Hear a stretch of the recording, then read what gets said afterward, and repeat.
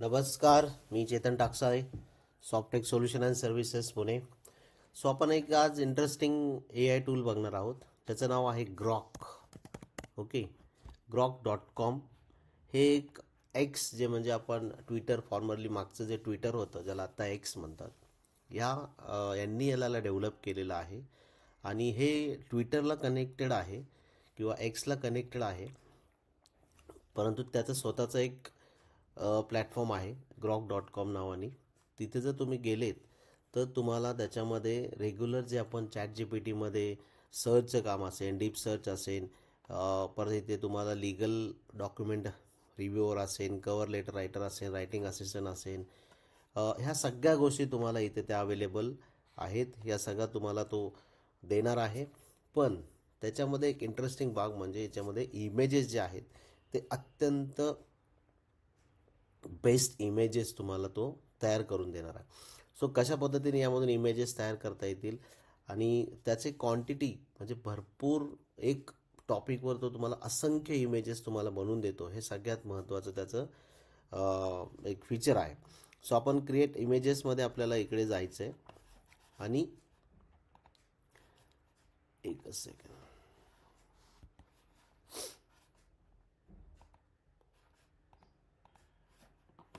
आणि इथे तुम्हाला इथे टाईप करायचं आहे. क्रिएट इमेजेसमध्ये जाऊन तुम्हाला इथं टाईप टू इमॅजिन तुम्हाला कसल्या पद्धतीचं इमेज पाहिजे. तर समजा आता आपल्याला डिजिटल लायब्ररी बद्दलचं आपण प्रेझेंटेशन बनवतो आणि आपल्या डिजिटल लायब्ररीसाठीचे इमेजेस पाहिजे. तर मी फक्त इथं डिजिटल लायब्ररी लिहिलं. आता तो डिजिटल लायब्ररीच्या रिलेटेड मला हे बघा कितीतरी इमेजेस तो तयार करून देतो. हे बघा बघा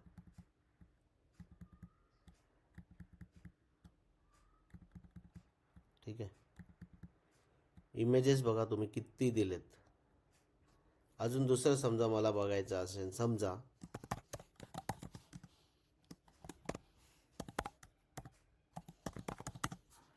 लायब्ररी ऑटोमेशन, मी दुसरं इमेजेस टाकलं.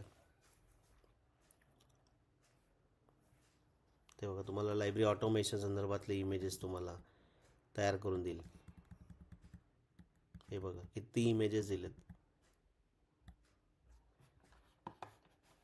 ठीक आहे. आणि याला त्याची क्वालिटी पण बघा. आणि तुम्हाला वाटलं याचं ॲनिमेशन करायचं आहे आपल्याला, परत या इमेजेसचं ॲनिमेशन करायचं आहे, तर इथं लगेच तुम्हाला मेक व्हिडिओचं पण ऑप्शन देतो येतो.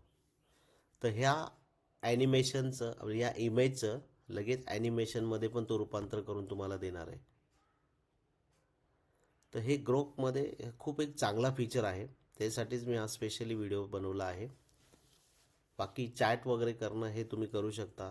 खूप फ्रेंडली चॅटिंग ग्रुपमधून करता येतं.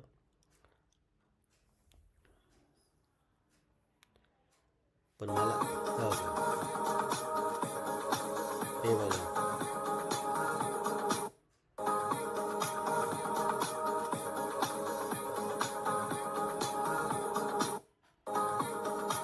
ठीक आहे. विथ ऑडिओ म्हणजे त्यांनी त्या ॲनिमेशन त्या ऑडिओ त्या इमेजला विथ ॲनिमेशनमध्ये त्यांनी कन्वर्ट केलं आणि विथ ऑडिओसुद्धा त्यांनी त्यामध्ये टाकला. सो अशा पद्धतीने आपल्याला ग्रॉकच्या माध्यमातून खूप चांगले चांगले इमेजेस जनरेट करता येतात आणि त्या इमेजेसला आपल्याला ऑटोमेशनसुद्धा करता येतं, सॉरी ॲनिमेट पण करता येतं. आणि खूप आहे बघा इमेजेस, तुम्हाला भरपूर इमेजेस यामध्ये अवेलेबल होणार आहेत. ओके.